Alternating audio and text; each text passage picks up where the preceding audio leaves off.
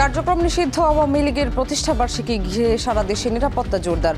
ষড়যন্ত্র নস্যাতের দাবি ডিএমপির। সারা দেশে গ্রেপ্তার ৯৮। ধানমন্ডি নয়াপল্টনে ফ্যাসিবাদ বিরোধী বিক্ষোভ মিছিল।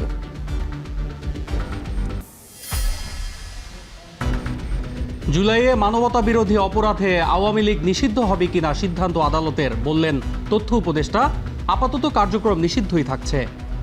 খুব ছোটখাটো নাশকতার সক্ষমতা হয়তো আছে, আর তাদের প্রচুর টাকা আছে, সেটা খরচ করে হঠাৎ করে কোনো নাশকতা করে কিনা, সেজন্য যে জায়গায় ঝুঁকি বেশি মনে হয়েছে সেখানে সেনাবাহিনী রাখা হয়েছে জনগণের নিরাপত্তার স্বার্থে। চীনের দালিয়ানে গিনির প্রধানমন্ত্রীর সঙ্গে তারেক রহমানের বৈঠক। বেইজিংয়ে যোগ দিবেন ওয়ার্ল্ড ইকোনমিক ফোরামের সম্মেলনে। সফরে স্বাক্ষরিত হবে বেশ কয়েকটি চুক্তি ও সমঝোতা স্মারক।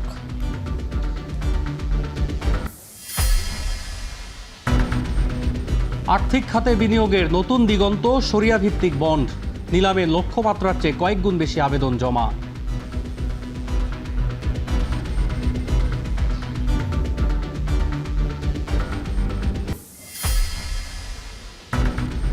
ইরানকে $12 বিলিয়ন ফেরত দিতে রাজি যুক্তরাষ্ট্র, জানালেন স্পিকার গালিবাফ। পারমাণবিক স্থাপনা পরিদর্শনে ট্রাম্পের দাবি প্রত্যাখ্যান তেহরানের। অবশেষে হরমুজ ছাড়ল বাংলার জয়যাত্রা।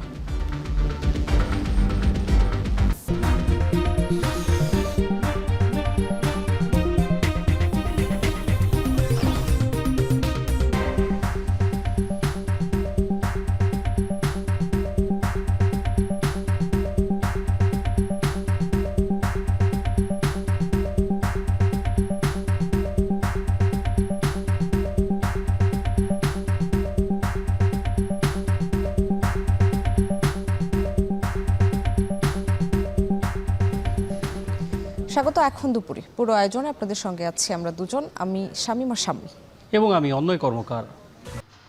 কার্যক্রম নিষিদ্ধ আওয়ামী লীগের প্রতিষ্ঠা বার্ষিকীতে নাশকতার শঙ্কায় রাজধানী জুড়ে নেওয়া হয়েছে সর্বোচ্চ নিরাপত্তা ব্যবস্থা। গুলিস্তানে দলটির প্রধান কার্যালয়ের সামনে সতর্ক অবস্থানে আইন শৃঙ্খলা বাহিনী। এ নিয়ে আরও খবর জানাতে সেখান থেকে সরাসরি যুক্ত হচ্ছেন তৌহিদুল তারেক। তারেক, রাজধানীর আইন শৃঙ্খলা পরিস্থিতি কেমন দেখছেন, আর পুলিশের নজরদারি ও সেনা টহল অব্যাহত রয়েছে কিনা জানাবেন।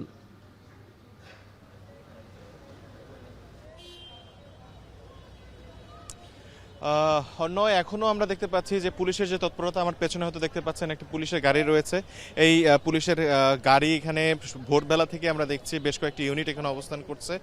এবং আপনাকে একটু জানিয়ে রাখতে চাই যে এই কার্যক্রম নিষিদ্ধ আওয়ামী লীগের এই কার্যালয়টি কিন্তু প্রধান কার্যালয় ছিল। এই ৭৭তম প্রতিষ্ঠাবার্ষিকী উপলক্ষে এখানে যাতে দলটি কোনো ধরনের তৎপরতা চালাতে না পারে সেই বিষয়টিকে লক্ষ্য রেখেই কিন্তু আইনশৃঙ্খলা রক্ষাকারী বাহিনী এখানে গতকাল থেকে আসলে তাদের যে নিরাপত্তা সেটি বাড়িয়েছিল এবং সেই নিরাপত্তা ব্যবস্থা এখনও জোরদার রয়েছে। এবং একই সাথে একটি বিষয় উল্লেখ করতে চাই, আইনশৃঙ্খলা রক্ষাকারী বাহিনীর পাশাপাশি কিন্তু এখন পর্যন্ত বিএনপির অনেক নেতাকর্মীদেরকে আমরা দেখেছি যারা এখানে আসছে, স্লোগান দিচ্ছে, শোডাউন করছে এবং নানাভাবে স্লোগানের মাধ্যমে, বক্তৃতার মাধ্যমে তারা হুঁশিয়ারি দিচ্ছে যে আওয়ামী লীগের কোনো ধরনের কর্মকাণ্ড, জনবিরোধী কর্মকাণ্ডকে তারা প্রশ্রয় দেবে না। এবং আরেকটি বিষয় একটু জানাতে চাই যে এই যে শহীদ আবরার ফাহাদ এভিনিউতে তাদের যে প্রধান কার্যালয়টি, এই কার্যালয়টি কিন্তু ৫ই আগস্ট গণ অভ্যুত্থানের পরপরই কিন্তু একদম ধ্বংসস্তূপে পরিণত হয়। এরপর থেকেই কিন্তু এই কার্যালয়টি একদমই খালি পরিত্যক্ত অবস্থায় রয়েছে।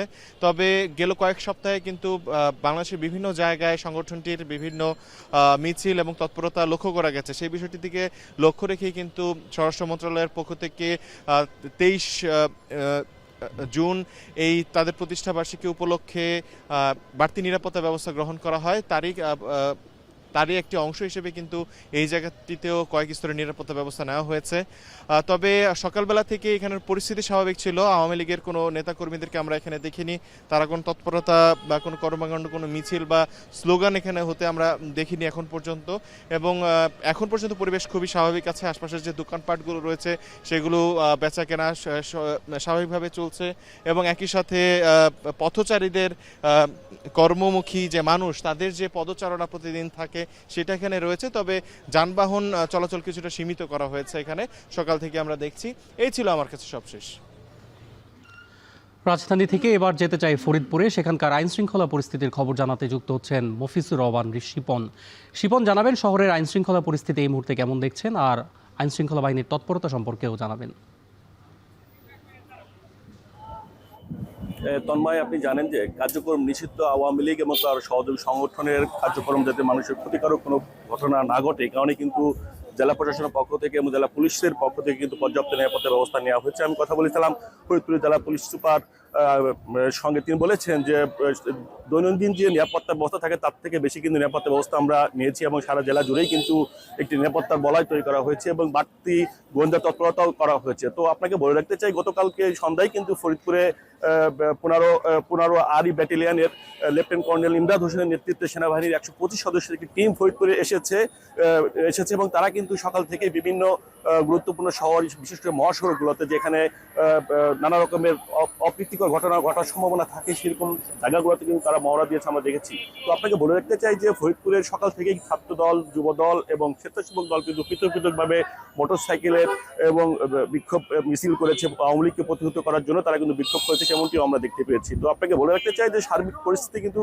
এখন কিন্তু ফরিদপুরে কোনো অস্বাভাবিক কোনো কিছু ঘটেনি, একটি বিষয়। আরেকটি বিষয় হচ্ছে, গতকালকে রাত্রে নিষিদ্ধ ছাত্র সংগঠন ছাত্রলীগের একটি আওয়ামী লীগের প্রতিষ্ঠা বার্ষিকী কেন্দ্র করে তারা কিন্তু একটি কেক কেটেছে, যে কেক কাটার ছবি এবং বিভিন্ন স্লোগান কিন্তু সামাজিক যোগাযোগ মাধ্যমে ছড়িয়ে দিয়েছে। এটি একটি খবর ছিল। এছাড়া কিন্তু চোখে পড়ার মতো কার্যক্রম নিষিদ্ধ আওয়ামী লীগের কিন্তু তাদের কোনো কর্মকাণ্ড আমরা গণমাধ্যম কর্মী যারা রয়েছি বা প্রশাসনের কাছে কিন্তু কোনো খবর নেই, এমনটি আমরা জানতে পেরেছি।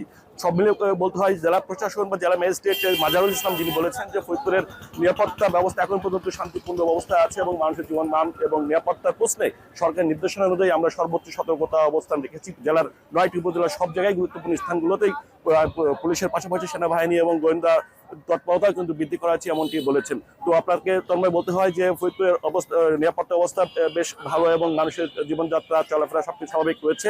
এ ছিল ফরিদপুরের সর্বশেষ নিরাপত্তার খবর। তন্ময়। আওয়ামী লীগের প্রতিষ্ঠা বার্ষিকী ঘিরে আইন শৃঙ্খলা বাহিনীর তৎপরতা সম্পর্কে জানাতে রাজধানীর গুলিস্তান থেকে যুক্ত ছিলেন তৌহিদুল তারেক এবং ফরিদপুর থেকে যুক্ত ছিলেন সহকর্মী মফিজুর রহমান শিপন। যাচ্ছে পরবর্তী খবরে। কার্যক্রম নিষিদ্ধ আওয়ামী লীগের প্রতিষ্ঠা বার্ষিকীতে নাশকতার শঙ্কায় গুলিস্তান, ধানমন্ডি সহ গুরুত্বপূর্ণ সড়ক ও পয়েন্টগুলোতে অবস্থান নিয়েছে আইন শৃঙ্খলা বাহিনী। একই সঙ্গে পতিত দলটির নৈরাজ্যের প্রতিবাদে ফ্যাসিবাদ বিরোধী বিক্ষোভ মিছিল করেছে বিএনপি ও জামায়াতে ইসলামী। এদিকে বিশেষ অভিযানে রাজধানী সহ দেশের বিভিন্ন স্থানে 98 জনকে গ্রেপ্তার করেছে আইন শৃঙ্খলা বাহিনী। বিস্তারিত দেখুন প্রতিবেদনে। ঝটিকা মিছিল, সাউন্ড গ্রেনেড নিক্ষেপ, সাম্প্রতিক সময়ে নানান অতৎপরতায় সক্রিয় থাকার চেষ্টা করছে কার্যক্রম নিষিদ্ধ আওয়ামী লীগ। দলটির ৭৭তম প্রতিষ্ঠাবার্ষিকীকে সামনে রেখে সেই অতৎপরতা রুখে দিতে রাজধানী জুড়ে বাড়তি নিরাপত্তা ব্যবস্থা। মঙ্গলবার সকাল থেকে কার্যক্রম নিষিদ্ধ আওয়ামী লীগের প্রধান কার্যালয়ের সামনে দলটির যে কোনো ধরনের তৎপরতা রুখতে সতর্ক অবস্থানে আইন শৃঙ্খলা বাহিনী। সকাল থেকেই পরিস্থিতি স্বাভাবিক থাকলেও সড়কটিতে যানবাহন চলাচল সীমিত করা হয়। পাশাপাশি শাহবাগ ও আশপাশের বিভিন্ন থানায় বিএনপি নেতাকর্মীদের নিয়মিত বিরতিতে শোডাউন দিতে দেখা যায়। এদিকে ধানমন্ডি 32-এ কার্যক্রম নিষিদ্ধ আওয়ামী লীগের কোনো তৎপরতা লক্ষ্য করা যায়নি। দুই একটি বিক্ষিপ্ত ঘটনা ঘটলেও সার্বিকভাবে স্বাভাবিক ছিল আইন শৃঙ্খলা পরিস্থিতি। এ সময় জিজ্ঞাসাবাদের জন্য একজনকে আটক করা হয়। আইন শৃঙ্খলা বাহিনীর পাশাপাশি আওয়ামী লীগের নৈরাজ্যের প্রতিবাদে বিক্ষোভ মিছিল করে বাংলাদেশ জাতীয়তাবাদী ছাত্রদল কেন্দ্রীয় কমিটি। এ সময় বিএনপির পার্টি অফিসের সামনে এক সংক্ষিপ্ত সমাবেশে প্রধানমন্ত্রীর রাজনৈতিক উপদেষ্টা ও বিএনপির সিনিয়র যুগ্ম মহাসচিব অ্যাডভোকেট রুহুল কবির রিজভী বলেন, দেশের জনগণের লক্ষ লক্ষ কোটি কোটি চুরি করা টাকা দিয়ে ফ্যাসিস্ট দল দেশের মধ্যে অস্থিতিশীলতা ও সন্ত্রাসী কার্যক্রম করার চেষ্টা করছে। যারা জনগণের জীবন থেকে সুন্দর ভোর কেড়ে নিয়েছিল, যারা সূর্যের আলো কেড়ে নিয়েছিল, যারা স্বাভাবিক জীবনযাপন কেড়ে নিয়েছিল, যারা সুস্থ জীবনযাপন কেড়ে নিয়েছিল, মানুষের বাঁচবার সকল অধিকার কেড়ে নিয়েছিল, তারা আজকে নানা কায়দায় নানাভাবে তাদের চুরি করা টাকা, তাদের পাচার করা টাকা, লক্ষ লক্ষ কোটি টাকা, সেই টাকা ব্যবহার করে সমাজের মধ্যে, দেশের মধ্যে অস্থিতিশীলতা এবং সন্ত্রাসী কর্মকাণ্ড তারা করার চেষ্টা করছে। বিক্ষোভ মিছিল করছে জামায়াতে ইসলামীর নেতাকর্মীরাও। রাজধানীর ধানমন্ডিতে আয়োজিত এক সংক্ষিপ্ত সমাবেশে বক্তব্য রাখেন দলটির ঢাকা দক্ষিণ মহানগর শাখার নেতাকর্মীরা। এ সময় তুচ্ছ ঘটনাকে কেন্দ্র করে সাংবাদিকদের উপর মারমুখী হয় জামায়াতে ইসলামীর একটি অংশ। এতে একজন সাংবাদিক গুরুতর আহত হয়। যে কোনো অনাকাঙ্ক্ষিত পরিস্থিতি মোকাবেলায় ঢাকা মহানগর পুলিশের সোয়াট, bomb disposal unit, dog squad, crime scene team এবং ডিবি সহ অন্যান্য বিশেষায়িত ইউনিট সমূহ স্ট্রাইকিং ফোর্স হিসেবে সার্বক্ষণিক প্রস্তুত থাকবে। এই বছর এখন পর্যন্ত এই ধরনের কোনো আলামত আমাদের কাছে নাই, তবে আমরা সর্বোচ্চ সতর্ক অবস্থায় আছি। যে কোনো ধরনের নাশকতা, যে কোনো ধরনের পরিকল্পনা নস্যাৎ করে দেওয়ার জন্য আমাদের সব ধরনের প্রস্তুতি আছে। এদিকে রাজধানীতে কোনো ধরনের নিরাপত্তা ঝুঁকি নেই বলে জানিয়েছেন ডিএমপি কমিশনার মোসলেউদ্দিন আহমেদ। বলেন, পুরো শহর জুড়ে নেওয়া হয়েছে 4 স্তরের নিরাপত্তা ব্যবস্থা। এ সময় ডিএমপির বিশেষ অভিযানে রাজধানীতে 82 জনকে গ্রেফতার করা হয়েছে বলেও জানান তিনি। কার্যক্রম নিষিদ্ধ আওয়ামী লীগ মিছিল ও সমাবেশের মধ্য দিয়ে বাংলাদেশ সরকারকে বিব্রতকর পরিস্থিতিতে ফেলতে চায়। তাদের পরিকল্পনা নস্যাৎ করেছে আইনশৃঙ্খলা বাহিনী বলেও জানান ডিএমপি কমিশনার। ফেরদৌস রহমান, এখন, ঢাকা। কার্যক্রম নিষিদ্ধ আওয়ামী লীগের বড় কোনো রাজনৈতিক কর্মসূচি নিয়ে মাঠে নামার নৈতিক সাহস ও সক্ষমতা নেই বলে মন্তব্য করেছেন তথ্য ও সম্প্রচার উপদেষ্টা ডাক্তার জাহিদুর রহমান। সচিবালয় ব্রিফিংয়ে তিনি বলেন, জুলাইয়ে মানবতা বিরোধী অপরাধের দায়ে দল হিসেবে আওয়ামী লীগ নিষিদ্ধ হবে কিনা সেই সিদ্ধান্ত আদালতের। এর আগ পর্যন্ত দলটির কার্যক্রম নিষিদ্ধই থাকবে। এছাড়া সেপ্টেম্বর থেকে শুরু হতে পারে স্থানীয় সরকার নির্বাচন, শেষ হবে 1 বছরের মধ্যেই। বিস্তারিত প্রতিবেদনে। 24 জুলাইয়ে মানবতা বিরোধী অপরাধে দল হিসাবে আওয়ামী লীগ জড়িত কিনা তা খতিয়ে দেখছে আন্তর্জাতিক অপরাধ ট্রাইব্যুনাল। সংগঠন হিসাবে দলটি চূড়ান্তভাবে নিষিদ্ধ হবে কিনা তাও আদালত নির্ধারণ করবে। তবে তার আগ পর্যন্ত তাদের কার্যক্রম নিষিদ্ধ। তাই নেতাকর্মীরা মাঠে নামতে চাইলে সরকার কঠোর ব্যবস্থা নেবে বলে জানিয়েছেন প্রধানমন্ত্রীর তথ্য উপদেষ্টা। সচিবালয়ে সরকারের বিভিন্ন কার্যক্রমের অগ্রগতি নিয়ে আয়োজিত নিয়মিত প্রেস ব্রিফিংয়ে তিনি বলেন, কার্যক্রম নিষিদ্ধ আওয়ামী লীগের নাশকতা ঠেকাতে কয়েকটি জেলায় সেনা মোতায়েন করা হয়েছে। খুব ছোটখাটো নাশকতার সক্ষমতা হয়তো আছে, তাদের প্রচুর টাকা আছে, সেটা খরচ করে হঠাৎ করে কোনো নাশকতা করে কিনা, সেই জন্য যে জায়গায় ঝুঁকি বেশি মনে হয়েছে সেখানে সেনাবাহিনী রাখা হয়েছে জনগণের নিরাপত্তার স্বার্থে। আগামী সেপ্টেম্বর বা অক্টোবর মাস থেকে পর্যায়ক্রমে স্থানীয় সরকার নির্বাচন শুরু হবে বলেও জানান তথ্য উপদেষ্টা। নির্বাচন শুরু হওয়ার পর থেকে 1 বছরের মধ্যে সব নির্বাচন শেষ করার লক্ষ্য রয়েছে সরকারের। আগামী 1 বছরের মধ্যে ইউনিয়ন পরিষদ, পৌরসভা, উপজেলা, জেলা পরিষদ, সিটি কর্পোরেশন নির্বাচন সম্পন্ন করার পরিকল্পনা রয়েছে। এই যে 1 বছর বলা হচ্ছে, আমি আগে দেখেছি এটা এক ধরনের মিসইন্টারপ্রিটেশন হয়েছে। ইটস 1 বছর, নট ফ্রম নাও। এটা যখন শুরু হবে তারপর 1 বছর। বাংলাদেশ মালয়েশিয়া সরকার প্রধানের সাম্প্রতিক বৈঠকের বিষয়ে তিনি জানান, মুক্ত বাণিজ্য চুক্তি এগিয়ে নেওয়া, হালাল শিল্প, জ্বালানি নিরাপত্তা ও রোহিঙ্গা ইস্যুতে 2 দেশের মধ্যে সফল আলোচনা হয়েছে। এছাড়া বন্ধ থাকা শ্রমবাজার শিগগিরই উন্মুক্ত করা হবে বলেও আশা প্রকাশ করেন তিনি। আন্তরিকতা এবং আগ্রহ মালয়েশিয়ার প্রধানমন্ত্রীর দিক থেকে আমরা দেখতে পেয়েছি। সেটা হবে। আর একটা কথা একটু বলে রাখা ভালো, অতীতে শ্রমবাজার বারবার হওয়ার পরও আমাদের দিক থেকে কিছু সমস্যার কারণে আবার বন্ধ হয়েছে। আমরা আশা করি এই সরকার সেই জিনিসগুলো কাটিয়ে উঠে এটাকে কন্টিনিউ করতে পারবে। এবার বাজেটের পর বাজারে জিনিসপত্রের দাম সহনীয় পর্যায়ে আছে বলে দাবি করেন তথ্য উপদেষ্টা। বলেন, বর্তমানে দেশে 21,21,000 টন খাদ্য মজুদ আছে, যা প্রয়োজনের চেয়ে 7,71,000 টন অতিরিক্ত। এছাড়া সেবার মান বাড়াতে প্রতিটি পরিবহনে জিপিএস যুক্ত করা ও গাড়ি চালানোর সময় তা চালু রাখা বাধ্যতামূলক করা হচ্ছে বলেও জানান তিনি। আমরা প্রস্তুত থাকি যে আমি যা মনে করি সেটা ভুল প্রমাণিত হলো, রায় আমার বিপক্ষে গেল। হাসিব বিল্লাহ, এখন, ঢাকা। চীনের দালিয়ানে গিনির প্রধানমন্ত্রী আমাদু ওরি বাহ এর সঙ্গে একটি দ্বিপাক্ষিক বৈঠকে অংশ নিয়েছেন প্রধানমন্ত্রী তারেক রহমান। মঙ্গলবার স্থানীয় সময় সকালে দালিয়ান প্রদেশের একটি হোটেলে ওই বৈঠক অনুষ্ঠিত হয়। বৈঠকে 2 দেশের পারস্পরিক স্বার্থ সংশ্লিষ্ট বিষয় ও বহুপাক্ষিক সহযোগিতা নানা দিক নিয়ে আলোচনা করা হয়। বৈঠকটি 17তম annual meeting of the new চ্যাম্পিয়ন্সের সাইডলাইনে অনুষ্ঠিত হয়।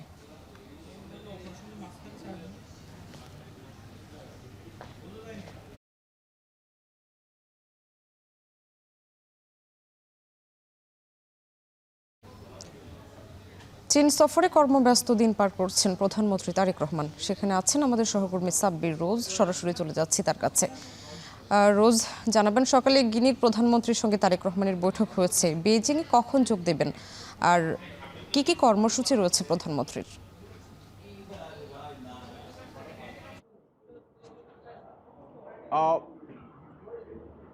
জি, প্রধানমন্ত্রী সকালে যে বৈঠকটিতে অংশ নিয়েছিলেন WEF এর প্রেসিডেন্ট এবং সিওর সাথে, সেই বৈঠকটি ছিল দালিয়ানে। তিনি গতকাল মালয়েশিয়া থেকে চায়নার দালিয়ান রাজ্যে সরাসরি যান এবং সেখানে এই বিশ্ব অর্থনৈতিক ফোরাম WEF এর যে প্রেসিডেন্ট এবং সিওর সাথে প্রথম বৈঠক করেন এবং এর পরবর্তীতে তিনি এই WEF এর এই বার্ষিক সম্মেলনে অংশ নেওয়া বিভিন্ন দেশ, মঙ্গোলিয়া, দক্ষিণ কোরিয়ার মতো দেশগুলোর প্রধানদের সাথেও তিনি এর পরবর্তীতে বৈঠকে অংশ নেন। এবং মূলত এই প্রধানমন্ত্রী চীন সফরের কিন্তু রাজনৈতিক এবং অর্থনৈতিক একটি ব্যাপক গুরুত্ব রয়েছে, যেহেতু প্রধানমন্ত্রী হওয়ার পর তার প্রথম বিদেশ সফর এবং বিশেষত চীন। তো সেই জায়গা থেকে প্রধানমন্ত্রীর বেশ কিছু প্রোগ্রাম রয়েছে। 22 থেকে 26 তারিখ পর্যন্ত তার প্রোগ্রাম শিডিউল রয়েছে। তার মধ্যে বিভিন্ন সংস্থা, বিনিয়োগ এবং বিশেষ করে ব্যবসা বাণিজ্য এবং চীনের সাথে যে বন্ধুত্বপূর্ণ সম্পর্ক, রাজনীতি থেকে শুরু করে সব বিষয়গুলো কিন্তু আলোচনার এই সূচিতে রয়েছে। প্রধানমন্ত্রী কাল এই যে WEF এর যে বার্ষিক সভা, সেই বার্ষিক সভায় অংশ নেবেন এবং সেখানে অর্থনৈতিক নানা বিষয়ে গুরুত্ব আরোপের পাশাপাশি সেখানে ক্লাইমেট চেঞ্জেরও বিভিন্ন বিষয় রাখা হয়েছে।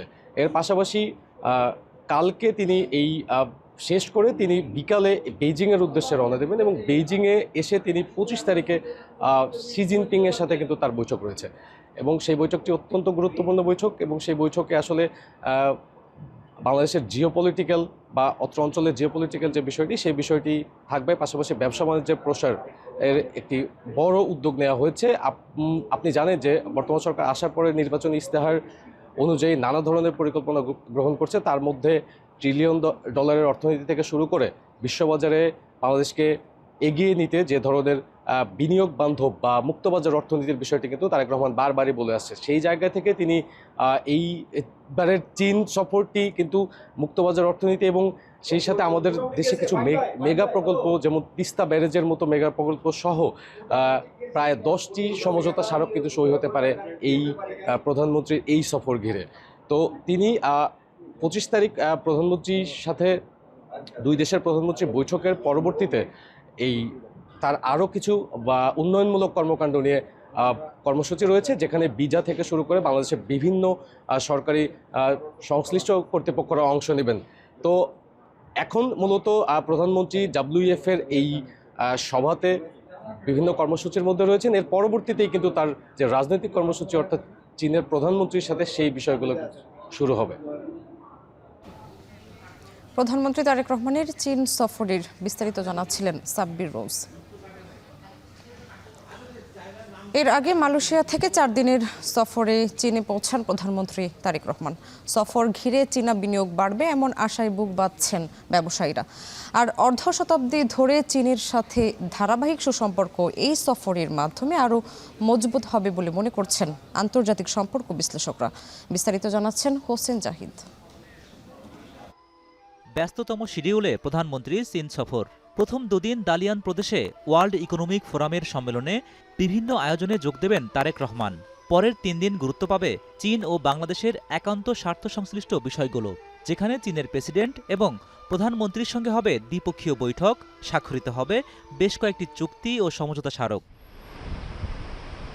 উন্নয়নশীল দেশগুলোতে বিনিয়োগ করার মতো পুঁজি ও প্রযুক্তিগত দক্ষতা দুটোই আছে চীনের। সেক্ষেত্রে বাংলাদেশের চট্টগ্রামে চীনা অর্থনৈতিক অঞ্চল প্রকল্পের অগ্রগতি নিশ্চিত করা এবং ব্যবসা সম্প্রসারণে লাল ফিতার দৌরত্ব কমানো নিয়ে চীনকে আশ্বস্ত করাই প্রধানমন্ত্রীর সফরে গুরুত্ব পাওয়া উচিত বলে মনে করেন এই ব্যবসায়ী নেতা। Chinese industrial and economic zone চিটাগংয়ে যেটা দিয়েছে, সেটা যদি ত্বরান্বিত করে তো আমাদের দেশে বিনিয়োগ এবং কর্মসংস্থান এবং রপ্তানি অনেক বেশি বৃদ্ধি পাবে। জিএসপি ফ্যাসিলিটি দেওয়ার পরও $500 বিলিয়ন থেকে $1 বিলিয়ন মাত্র এক্সপোর্ট হয়, আর ওরা করে আমাদের এদেশে 27 থেকে 28 বিলিয়ন ডলার এক্সপোর্ট। তো এটা কিভাবে এটা উন্নয়ন করা যায়, সেটা কিন্তু আমাদের জন্য অনেক গুরুত্বপূর্ণ। গ্লোবাল ডেভেলপমেন্ট ইনিশিয়েটিভ GDI, যা জাতিসংঘের টেকসই উন্নয়ন লক্ষ্যমাত্রার সঙ্গে যুক্ত চীনের প্রধান উন্নয়ন রূপরেখা। শোনা গেছে প্রধানমন্ত্রী চীন সফরে GDI-তে বাংলাদেশের যোগ দেওয়ার ঘোষণা আসতে পারে। তবে এই প্ল্যাটফর্মে যুক্ত হওয়া বা না হওয়া আলাদা গুরুত্ব বহন করে না বলে মনে করেন চীনে দীর্ঘদিন দায়িত্ব পালন করা সাবেক এই রাষ্ট্রদূত। বরং চীনের সাথে বিনিয়োগ ও আর্থিক সহায়তার সম্পর্ক আগে থেকেই প্রাণবন্ত, সেটা চলমান রাখাকে মুখ্য হিসেবে দেখতে চান তিনি। গ্লোবাল ডেভেলপমেন্ট ইনিশিয়েটিভ চীনের একটা যে বিভিন্ন দেশের সাথে উন্নয়নমূলক সহযোগিতার সম্পর্ক গড়ে তোলা। এটা নাম দিলেও যা, না নাম দিলেও তাই। হ্যাঁ, আমাদের সাথে কি আগে উন্নয়ন সহযোগিতা ছিল না? তার আগেও ছিল। রাজনৈতিক পরিবর্তনের ফলে নতুন করে শুরু করার ব্যাপার আছে, যেগুলো আছে সেগুলোর প্রতি নতুন অঙ্গীকার এবং নতুন নতুন প্রকল্প কি করা যায় সেগুলো নিয়ে চিন্তাভাবনা। চীন এবং ভারত দুদেশের সাথেই বাংলাদেশের সুসম্পর্ক ভিন্ন ভিন্ন দিকে গুরুত্ব বহন করে। এমন যুক্তিতে উভয়ের সাথে ভারসাম্য রেখেই নিজ দেশের স্বার্থ রক্ষা করাটাও সরকারের কূটনৈতিক লক্ষ্য হওয়া উচিত বলে মনে করেন বিশ্লেষকরা। হোসেন জাহিদ, এখন, ঢাকা। দেশের আর্থিক খাতে বিনিয়োগের নতুন দিগন্ত উন্মোচন করেছে শরিয়া ভিত্তিক বন্ড। সরকারি মেগা প্রকল্প বাস্তবায়নে অর্থ সংস্থানে যা এখনও বেশ জনপ্রিয়। প্রতিবারই নিলামে লক্ষ্যমাত্রার চেয়ে কয়েক গুণ বেশি আবেদন জমা পড়ছে। অর্থনীতিবিদরা একে প্রচলিত বন্ডের চমৎকার বিকল্প হিসেবে দেখলেও ব্যাংক কর্মকর্তাদের অজ্ঞতায় সঠিক তথ্য থেকে বঞ্চিত হচ্ছেন গ্রাহকরা। ফলে প্রশিক্ষণে গুরুত্ব বাড়াতে চায় কেন্দ্রীয় ব্যাংক। বিস্তারিত নাইম কামালের প্রতিবেদনে। বিশ্বব্যাপী আর্থিক খাতে বিনিয়োগের সবচেয়ে জনপ্রিয় মাধ্যম হিসেবে পরিচিত বন্ড, যার মাধ্যমে জনগণের কাছ থেকে বড় অঙ্কের অর্থ সংগ্রহ করে থাকে সরকার। কিন্তু মুসলিম প্রধান দেশগুলোতে যারা সুদমুক্ত বিনিয়োগে আগ্রহী, তাদের থেকে ঋণ নিতে পারে না সরকার। ফলে মুসলিম প্রধান দেশগুলোতে চালু করা হয় শরিয়া ভিত্তিক বন্ড সুকুক, যা দিন দিন জনপ্রিয় হয়ে উঠছে বাংলাদেশেও। সুকুকের এটা একটা ইসলামী ধারার এক ধরনের বন্ড, তো এবং সারা পৃথিবী জুড়ে বিভিন্ন দেশ আছে যেখানে এটা আসলে ইমপ্লিমেন্টেড হয়েছে, যেমন সৌদি আরব, মালয়েশিয়া, সেখানে এটা কাজ করেছে। মানুষের জ্ঞান বৃদ্ধির জন্য যে সমস্ত বা মানুষ যাতে সচেতন হয় বিষয়ে, তো সেই ধরনের কর্মসূচি এখানে চালু করতে হবে। তো সেটার জন্য আমি মনে করি যে পরিকল্পনা মন্ত্রণালয় বা অর্থ মন্ত্রণালয় তারা উদ্যোগ নিতে পারে। বাংলাদেশে সুকুকের যাত্রা 2020 সালের ডিসেম্বরে জনস্বাস্থ্য প্রকৌশল অধিদপ্তরের নিরাপদ পানি সরবরাহ প্রকল্পের জন্য প্রথমবার সুকুক ছাড়ে সরকার। পরবর্তীতে 2021 সালে সরকারি প্রাথমিক বিদ্যালয় উন্নয়ন এবং 2022 সালে রেলওয়ে মেগা প্রকল্পের জন্য সুকুক ইস্যু করা হয়। এরপর প্রতিবছর ধারাবাহিকভাবে সুকুক ইস্যু করে সরকার। সবশেষ চলতি বছরে মে মাসে 8ম সুকুক ইস্যু করা হয়, যার মাধ্যমে ইতিহাসের সর্বোচ্চ সাড়া পায় সরকার। সর্বশেষ তথ্য অনুযায়ী এ পর্যন্ত সুকুকের মাধ্যমে 24,000 কোটি টাকার বেশি সংগ্রহ হয়েছে। প্রতিটি নিলামে জমা পড়েছে লক্ষ্যমাত্রার চেয়ে অনেক বেশি আবেদন। অর্থনীতিবিদরা বলছেন এটি বন্ডের বিকল্প হিসেবে সরকারের ঘাটতি মেটানোর হাতিয়ার হয়ে উঠছে, যার মাধ্যমে ব্যাংক খাত থেকে ঋণ নির্ভরতা কমাতে পারে সরকার।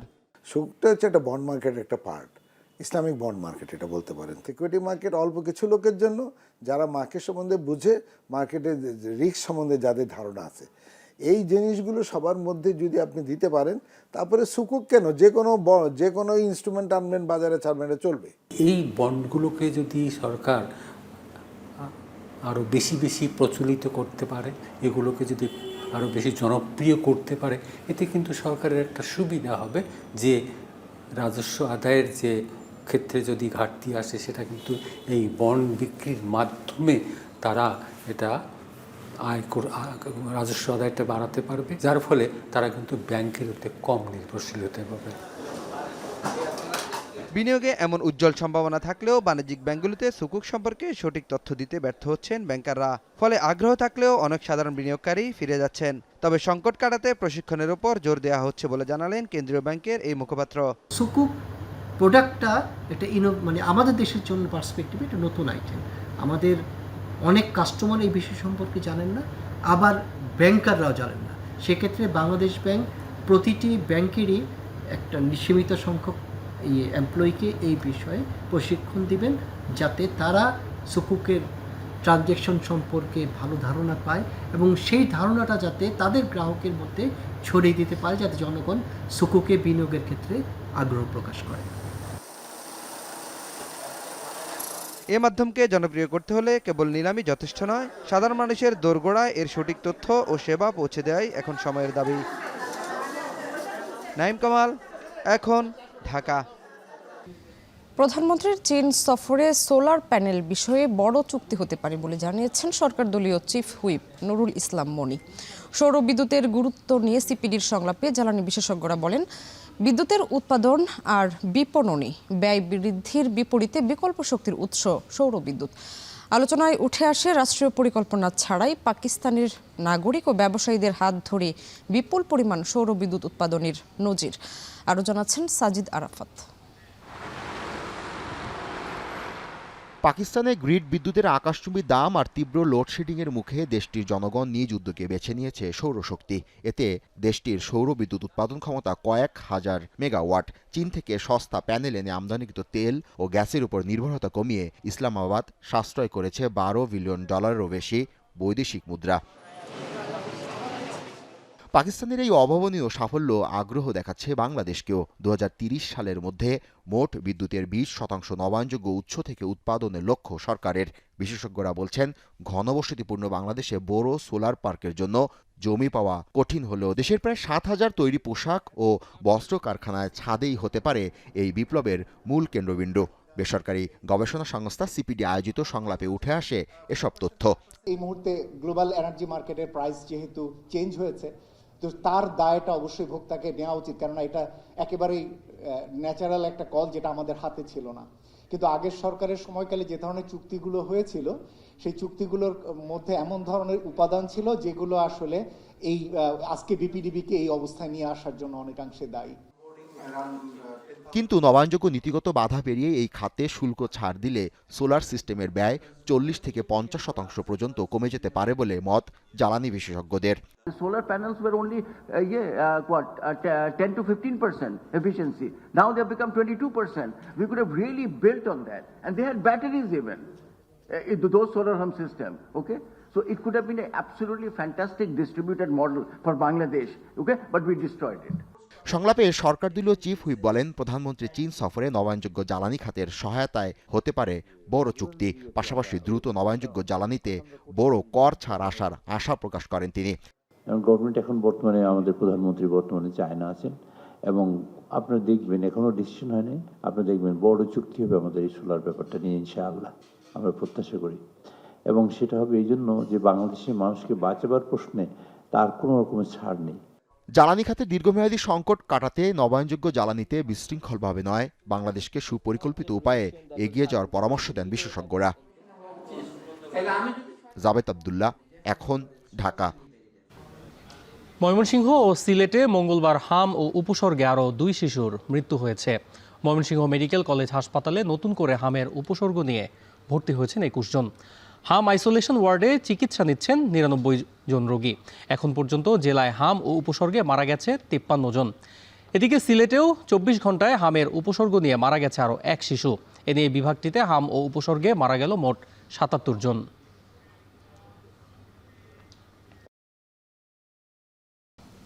মামলা জটের কারণে শিক্ষা প্রতিষ্ঠানগুলোতে শূন্য পদে শিক্ষক নিয়োগ দেওয়া যাচ্ছে না বলে জানিয়েছেন শিক্ষামন্ত্রী ডক্টর আ.ন.ম এহসানুল হক মিলন। মঙ্গলবার সকালে চট্টগ্রাম কলেজ মিলনায়তনে মতবিনিময় সভায় তিনি বলেন, 2017 সালের এক আইনি জটিলতায় প্রায় 32,500 জনকে প্রধান শিক্ষক হিসেবে নিয়োগ ও পদোন্নতির প্রক্রিয়া থমকে আছে।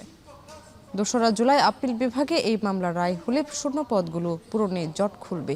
পরীক্ষায় নকল প্রসঙ্গে মন্ত্রী বলেন, নকল এখন ডিজিটালি রূপ নিয়েছে, তাই পরীক্ষা কেন্দ্রে সিসি ক্যামেরা স্থাপনের উপর জোর দেন তিনি। মন্ত্রী আরও বলেন, শিক্ষা ব্যবস্থার জায়গায় একটি রাজনৈতিক দলের গুপ্ত অনুসারীরা রয়েছে, যারা শিক্ষার মান উন্নয়নে সহযোগী হতে চাইছে না।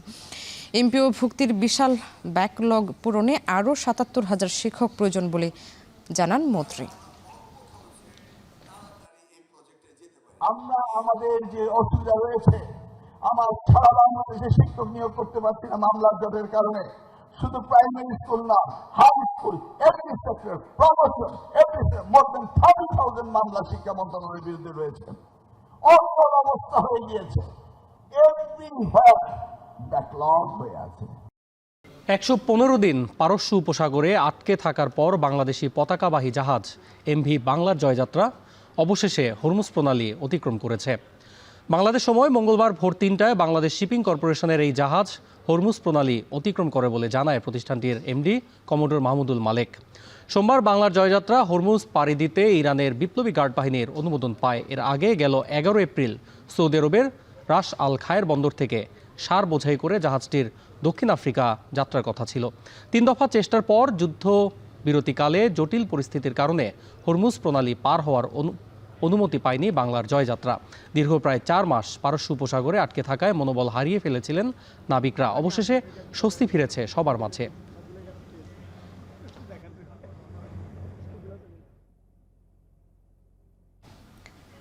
পারমাণবিক স্থাপনা পরিদর্শনের অনুমতি দিতে সম্মত হয়েছে ইরান। সুইজারল্যান্ডে আলোচনার পর এমন মন্তব্য মার্কিন ভাইস প্রেসিডেন্ট জেডি ভ্যান্সের।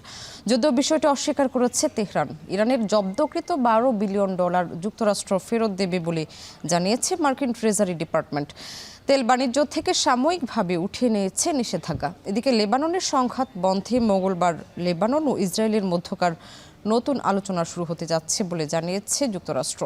আরও জানাচ্ছেন জাহানারা ভুইয়া। যুদ্ধ বন্ধে সুইজারল্যান্ডে যুক্তরাষ্ট্র ও ইরানের প্রতিনিধিদের আলোচনা কিছুটা স্বস্তির বার্তা দিলেও তেহরানের নিউক্লিয়ার পাওয়ার পরিদর্শন নিয়ে গণমাধ্যমের সামনে পরস্পর বিরোধী বক্তব্য তুলে ধরেছে দুদেশ। So look, yesterday was a very, very good day. We made a lot of good progress. We did মার্কিন ভাইস প্রেসিডেন্ট জেডি ভ্যান্স বলছেন, পারমাণবিক শক্তির যাচাইয়ে ইরানের পক্ষ থেকে কোনো বাধা নেই। ভ্যান্সের সঙ্গে সুর মিলিয়ে ট্রুথ সোশ্যালে এ বিষয়ে পোস্ট করেন মার্কিন প্রেসিডেন্ট ডোনাল্ড ট্রাম্প। অন্যদিকে ইরানের পার্লামেন্ট স্পিকার বাঘের গালিবাফ বলছেন, যুক্তরাষ্ট্রের সঙ্গে এ বিষয়ে কোনো ধরনের আলোচনা হয়নি। as we continue to make progress on the nuclear talks, on the economic talks, as we continue to demine the straits and ensure that that flow of traffic continues to pick back up. A lot of progress, but still some work to do, and we're very committed to doing exactly that. সুইজারল্যান্ডে 18 ঘন্টা নিবিড় আলোচনার পর ইরানের তেল ও পেট্রোকেমিক্যালের উপর থেকে আগামী 1 আগস্ট পর্যন্ত সাময়িকভাবে নিষেধাজ্ঞা উঠিয়ে নিয়েছে যুক্তরাষ্ট্র। বিষয়টি নিশ্চিত করেছে মার্কিন ট্রেজারি ডিপার্টমেন্ট। আলোচনার পর ইরানের জব্দকৃত $12 বিলিয়ন সম্পদ ফেরত দিতে রাজি হয়েছে ওয়াশিংটন, যার মধ্যে $6 বিলিয়ন পূর্বের নিষেধাজ্ঞার সময়কার। যদিও ট্রাম্প বলছে এই অর্থ দিয়ে মার্কিন পণ্য কিনতে হবে তেহরানকে। তবে ইরানের কেন্দ্রীয় ব্যাংক জানিয়েছে, যুক্তরাষ্ট্র থেকে কৃষি পণ্য কিনতে বাধ্য নয় Tehran. Money that's being unfrozen is going to be used to buy food, and the food's going to be bought exclusively through the United States from our farmers. And corn, soybeans, all of the things they need are going to be bought from our farmers. দুপক্ষের সমঝোতায় Hormuz প্রণালী খুললেও তা পারাপারের গতি খুবই কম। Marine ট্রাফিকের তথ্য বলছে, গেল 24 ঘন্টায় হরমুজ দিয়ে বাণিজ্যিক জাহাজ পার হয়েছে 24টি। যদিও এই সংকট সমাধানে টেলিফোন হটলাইন চালুর কথা বলছে তেহরান। তবে হরমুজ কখনোই আগের অবস্থানে ফিরবে না বলে মন্তব্য করেন ইরানের পার্লামেন্ট স্পিকার। پس ما باید یه ویور الان بگیریم که بتونیم نفتمون رو بفروشیم، کار بانکمون رو انجام بدیم. اینها باید آزاد بشه به طور موقت تا زمانی که ما